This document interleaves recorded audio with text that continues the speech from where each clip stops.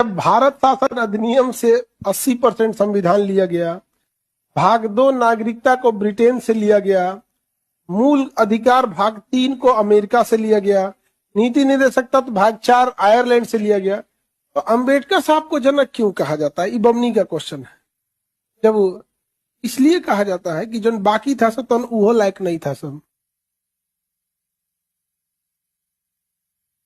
ये बात भी आपको पता करने के लिए पूरी दुनिया में कहा कौन सा संविधान लिखा गया है ये भी पता होना चाहिए। उस समय ना इंटरनेट था ना गूगल था, दम दे सर्च कर लीजिएगा।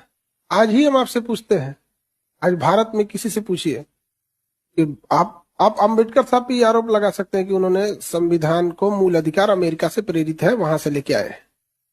इसके लिए जरूरी है वो अमेरिका का संविधान पढ़े होंगे, और इसके लिए भी नहीं है कि वो केवल अमेरिका का पढ़े होंगे, 10-20 देशों का संविधान पढ़े होंगे और उसमें उनको सबसे बेस्ट अमेरिका का लगा होगा तो अमेरिका से लाए हैं।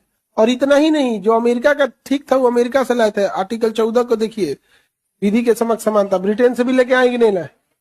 उस इंसान ने 10-20 देशों का संविधान पढ़ा, कंपेयर किए, उस कंपेयर करके किसमें से क्या क्या ले आना था वो लेके आए, इसलिए उन्हें जनक कहा जाता है। मैं खड़े उठा के लेके नहीं आए यहाँ पे, तो अपने तरफ समझिए लोग कि ग्रेजुएशन सेकेंड ईयर में इसे देखना है